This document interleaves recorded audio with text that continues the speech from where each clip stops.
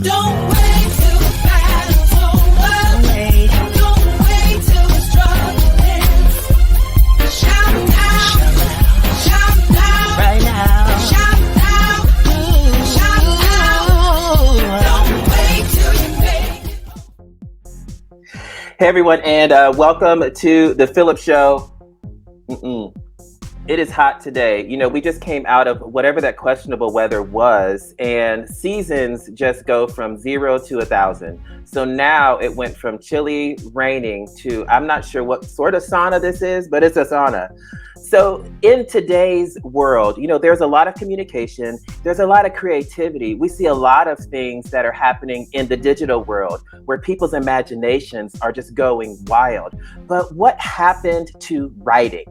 What happened to going, on the pages, even if it's an ebook, illustrated stories, using your imagination to see, to discover? Well, today we're going to discover. So today on our show, we have Natasha, and she has loved writing for a number of years. However, she did not attempt to do it professionally, until 12 years ago.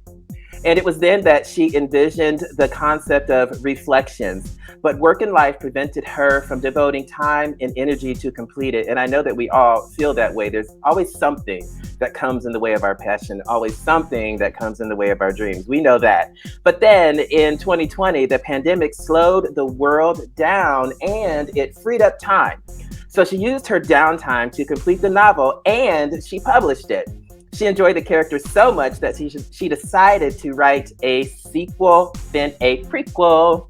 The Reflection series will be a 4-part series. She is currently writing the 3rd part in the series. So please help me and join me actually in welcoming Natasha Hughes Smith. Natasha. Hey there. How are you doing? I'm great and very excited to be here. Oh, good. So writing seems to have been just your passion. Well, let me add to that, and I'll say storytelling, because even before I even thought about writing or even learned the format of writing, I enjoyed telling stories, making up the stories and telling them to cousins. And then I have a lot of nieces and nephews who are close in my age, so I would tell them stories. And I was reminded of that just recently after I published my novels, that I used to do that. It's like, how you have things you've done and you forgot. And it's like, wow, that really spoke to what my gift is. And I didn't realize it at the time. What's so interesting, I just had a conversation with somebody else about something that is so similar to what you're saying. What's inside of us comes out in so many ways, and it's always consistent. It's all like storytelling, with you and your family was just something that you did. And then all of a sudden, it's just like, hey, that's just what I do. And I'm good at it. And I love it. You mentioned, your family and telling stories. Where are you from? I'm from Detroit. Oh, Detroit, Michigan. Oh, so how did you get to, I'm just curious about your journey before we start talking about reflections. So when you decided to say, you know what? I'm kind of good at telling these stories. And I think what made you kind of flip the switch and say, I'm going to go into actually documenting these stories and publishing? Well, back in 2008, I went through a whole decade of being laid off. And I was really disappointed by how my life was going at that point, because I felt like I did everything I was told I should do to be successful. Went to the best of schools, college, etc. Worked hard. And it's like I didn't feel like I had anything to show for it. I didn't have the success that I thought I should have, or that I saw some of my peers experience. So I tried to think back about some of my first loves, the things I enjoyed doing. And I have very vivid dreams. And so I had a dream, the basic premise of Reflections was an actual dream. And so I got up, I jotted down what I remembered from the dream, and then decided that I would actually write the story. Wow. And I was laid off at the time, so I had some time and energy to put into it. But then I got back to work, and I just went into that safety net, and then just forgot about that dream, put it up on the shelf. And each year I kept saying, I need to finish it. That was a gift, and I'm just sitting on talents. And I sat on it for a long time. And so Yeah. in 2019, I kept saying, okay, well, January, I'm going to get back to it and finish. I don't know why I couldn't just start then when the thought came to me, but I thought, okay, January 2020, I'm going to do it. And then, of course, I didn't. And then the pandemic happened. So that's when I finished. And was the process going, and I'm so interested in this part because I think it's going to help to appreciate the work of art that you're doing. Was the process from, hey, I had a dream and I had a vision about this and I jotted it down, then going to kind of the procrastination method of I'll start it tomorrow, I'll do it later, but then taking the next step and saying I'm deciding to move forward with this? Was it hard taking that vision and that dream and then actually putting the work in to publish it? It was, and unfortunately, we sit on so much of our talents for whatever reason, be it fear within ourselves or fear from family and friends because of their own history. They impose those fears upon us, and I got into a point where it's like at the time I was 48, and so I'm like, I still felt, even though I was back to work, I still felt like I wasn't achieving all the things I wanted to achieve and was having, difficulty advancing. And then, and it had nothing to do with my ability, it just had to do with office politics, etc., that whole thing. And so I thought, you know what, now is the time. I have to start, make a way on my own. I can't depend on someone else recognizing my ability. I need to just press and finish the story and get it out there. Because I've always, even when watching movies and things, I always think, well, I would have done it this way, I would have done it that way. And so it's time now for me to take all of those different stories off the shelf, so to speak, and put it into writing. And once I got started, it's like I was ignited with the energy of fire. And I also fell in love with the families mentioned in the story. So it was just like a snowball effect. It just kept going and making outlines and doing the process. Not necessarily doing all the research that I needed to do to prepare me. So I would encourage people to do that. I'm kind of a person, trial by fire, you learn from making mistakes. I just go right into it. And so good or bad, that's kind of how I do things. And so I've learned things along the way. Yeah, well, what's interesting, we can list and prepare and strategize ourselves right into doing nothing. Exactly. So I think it's courageous, and I think it's a definitive point where you just say, I'm just going to go for it. Because I know people, and I used to be one of those people, I can plan myself into 2 years from now and not even start, but I got a good plan. I did the research, haven't done one thing to move forward. Tell us, okay, so now here we are. Tell us about Reflections. Reflections is a story that the characters face a question that all of us face. What are you willing to do to get what you want? And we face that question on many different levels. Some people make sacrifices to get what they want. Some people cross the line and those moral lines and to get what they want. Some kind of straddle the gray lines. And so it's just looking at people's choices. There are families here that are very similar to real families. There's some dysfunctional families, there's some loving families, but they're all faced with that question: what are they willing to do to get what they want? And I write suspenseful romance novels. I liken it to something that you would see on Lifetime to give people an idea what type of thing to expect. Nothing is what you would think it is on the surface. And so if you're the type of person that reads a few pages and think where the story is going, you have no clue. How did you decide, or is that just something that you just started writing? How did you decide for romantic, suspenseful novels in that genre?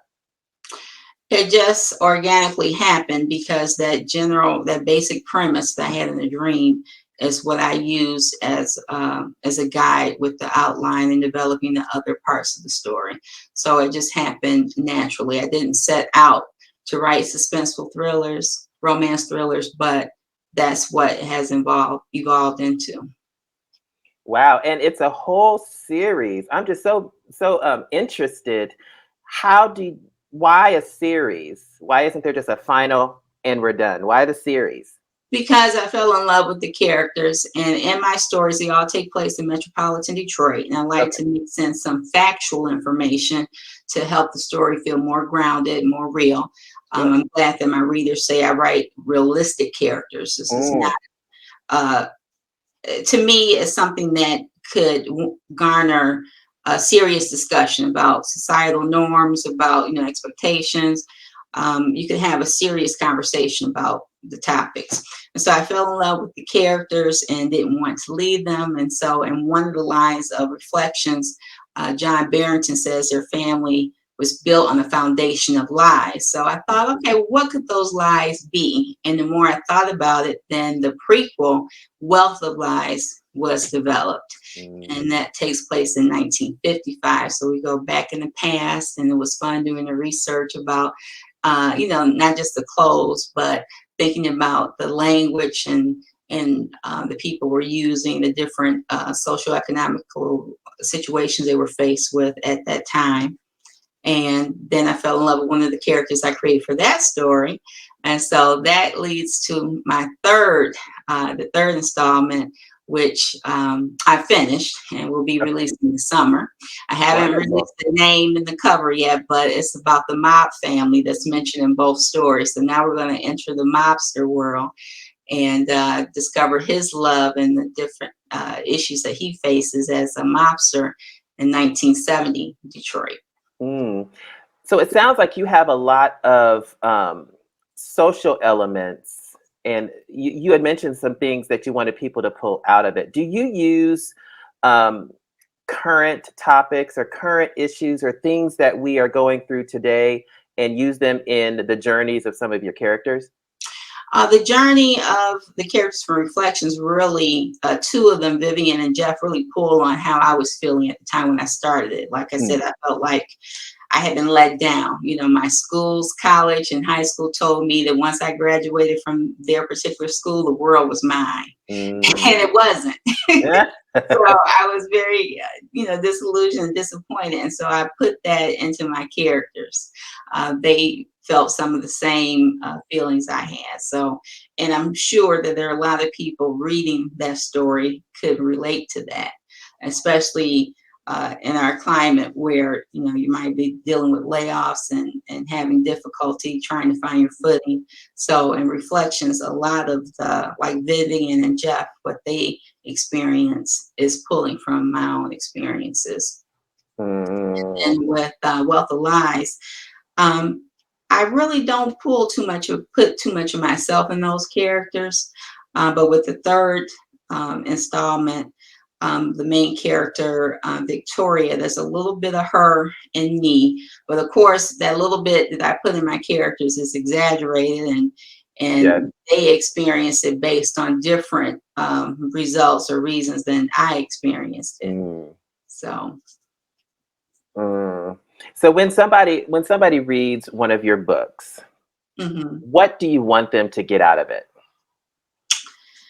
Well, I mean, depending on your background, you might get a lot of different things out of it. And Reflections, the two of the main characters felt like outsiders in their families.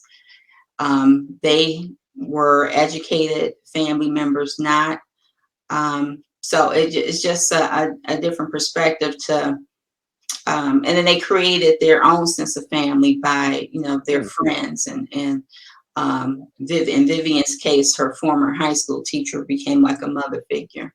So it just shows that even if you don't have those natural bonds, you can create those family bonds. And I really didn't write the stories to have a message, Okay. but there are things that you can pull out of it because, again, they deal with real life issues. And Mm. then with Wealth of Lies, it's about acceptance. That character wants, Josephine wants acceptance. And how she goes about getting that acceptance can be questionable to some and maybe understandable to others. but I can't go into a whole lot because it's suspenseful thrillers. You Yeah. know, a lot of surprises in it, and I don't want to disclose it because I want the reader to discover it. Don't give it all away. Right. Spoiler alerts. Exactly. I don't want to give any of it away because it's shocking. Yeah. Do you find, as an author, as I started the show, I was talking about, the digital age, and I know there are ebooks and all of these things. Do you find as a writer that people are still looking to read? There is a smaller group, unfortunate, Yeah. people who still enjoy reading. But what people need to realize is that when we watch the television shows, all of that, some of it started in a book. Mm. And even if it didn't start in a book, it's still a person's creative thought, creative. So kind of lost where I was going with that, but I tried to make the books available on all platforms, so the people who enjoy ebooks can have it. But the traditional, it's always good to have that book in your hand for me. Mm-hmm. I'm of a different, I'm a Gen Xer, so it's a little bit different. But I really hope that the younger generations will get more connected to reading. And a lot of times when you hear like students say that they don't, reading is boring, it's usually a reason because some reading, they have comprehension issues. People Yeah. need to dive deeper to understand why they're saying they don't enjoy reading, so Yeah. that they can get it fixed. Yeah. Well, nowadays, everything is so visual. Nowadays, everything is so visual. So almost, unless you created the visuals, you really don't have to use your imagination. You can just watch somebody else's. And I think with reading, you have the opportunity to open the book and discover what it looks like to you. You can use your imagination and walk through the journey with the characters and how the writer presented it. And all of a sudden, it becomes a movie in your mind, and you can use your own imagination. And I love that, about it. What age range are your books for? Typically my characters, like in Reflections, they're in their 30s, Mm-hmm. mid 30s to early 40s. So anybody who enjoys reading about adults. Got it. And Wealth of Lies, the leading female character, just graduated from high school, so she's 19, but it's also 1955. And a 19-year-old in 1955 is a lot different than a 19-year-old in 2022. So it still has a maturity level to it. Mm-hmm. So anyone who likes to read about adults, it's not young adults. It's about adults and real life issues that these characters are facing. With you taking the step and making the decision to put your vision down and write it, and not only do that, but then publish and keep publishing, what, for you personally, what has that decision done for you? It has fulfilled, it's given me a fulfillment, a sense of accomplishment. And I would tell anybody that, there is a level of fear with having your own personal thoughts on paper. You're afraid that people would criticize or find fault with it. But I would just encourage anybody, regardless if it's about trying to be an author or if it's a new business venture, because being an author is a business, I would say just press through the fear. And just try to reach those goals and accomplish them, and just push through the fear, because the fear is normal. Fear is going to be there, but you just have to push through it. And so that's what I've been trying to do. And it's a good feeling to see your name and writing on the book, and to know that these are your thoughts. These are, all my life I've been that person. If not reading, I'm listening to music and I'm fantasizing, creating a story in my head. And so now I'm putting the story on paper. Did your internal voice, did it ever tell you, it's just too late, just give up, don't think about that anymore, it's too late, you can't do it right now? Well, like I tell people, as long as you have breath, you have hope. And so I'm still I'm still breathing. I'm still able to put it, to do it, to accomplish it.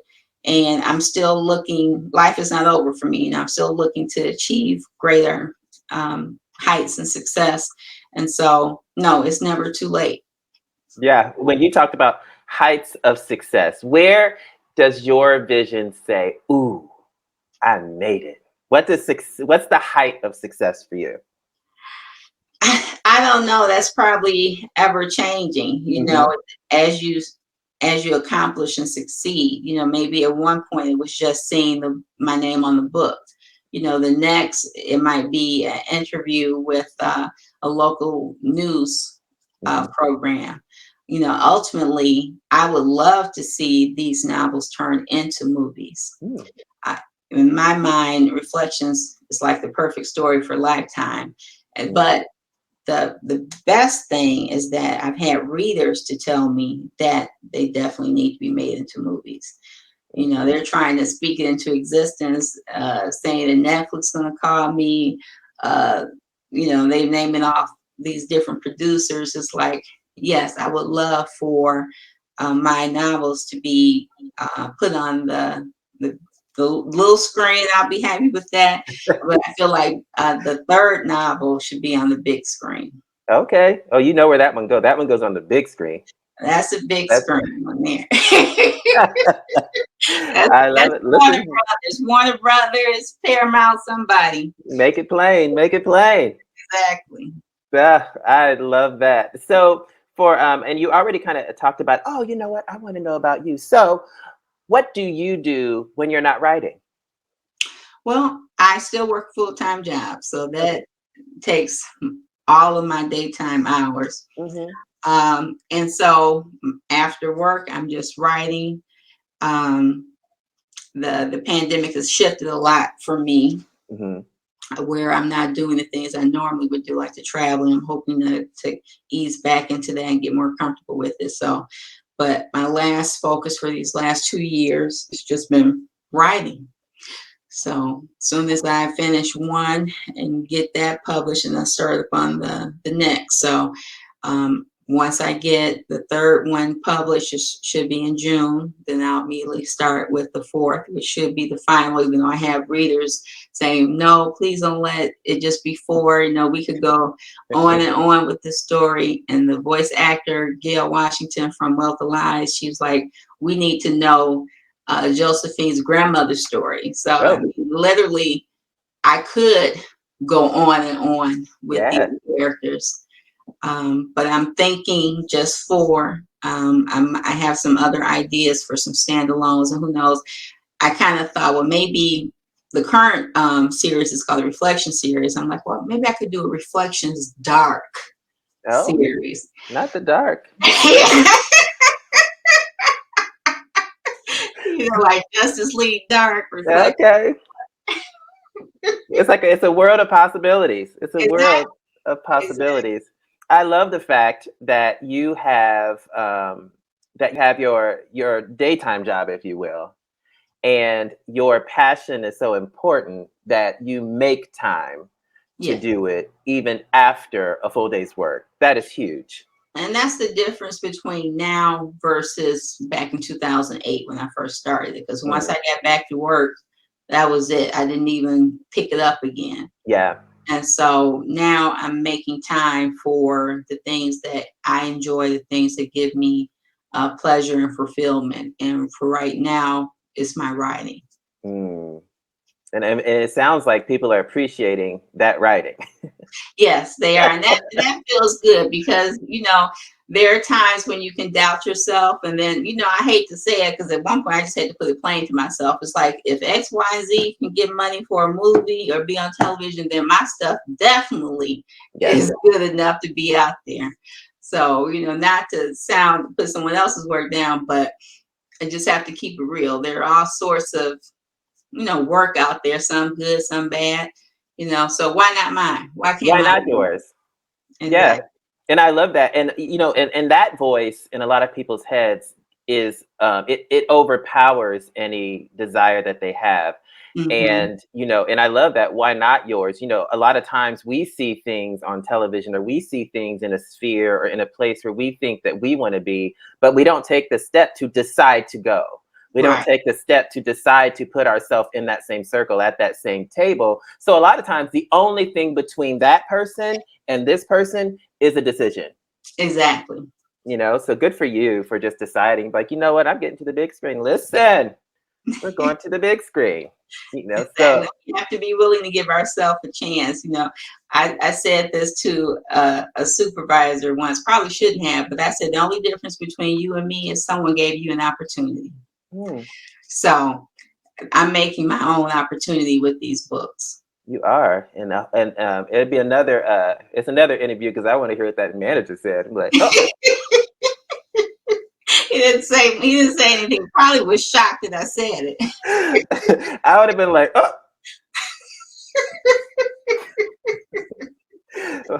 Well, those are wise words. So tell us, and for everybody at home, you'll have the information in front of you, and if you're on YouTube, it'll be there too. But tell us right now, where can we find you? Okay, well, if you want to purchase the books, they are available on Amazon. They're in all formats: ebook, paperback, hardcover, and audiobook. I do have a little podcast I do, Talking Stories with Natasha, on Apple. I talk about my work, interview other authors, talk about my favorite movies. So I am available on Facebook and Instagram and Twitter. You can check me out on Linktree /author Natasha, and you can find all of my links. I gotta get better getting these handles, so hopefully they can find me that way. Yeah, well, I think that is I think that's wonderful, and people can find you. I think that's really it. You get to one, you get to them all, right? Right. Well, Natasha Hughes Smith, thank you so much for being here. Thank you so much for saying yes to your passion and moving forward and making the decision to say, you know what, I'm going to do this. Yep, and if I can do it, anybody can do it. So just go for it. Just go for it. Well, thank you so much for being on the show today. Thank you, Phillip. So if you heard nothing else, listen, wherever you're seated, wherever you are, if someone else can make the decision to just move forward, so can you. So wherever you are in your life, whatever your passion is, whatever you at one time determined to do, but for whatever reason you put it on the shelf, take some inventory and say, what am I passionate about and why am I not doing it? And when will I start and make the decision? All you need to do is decide, and you can move forward. So as usual, remember that you are the best you in the world. Thank you so much to Natasha Hughes Smith for coming here today, author extraordinaire with Reflection Series. Super excited about that. You take care, and I will see you next time here on The PHILLIP Show. Don't wait till the battle's over. Wait.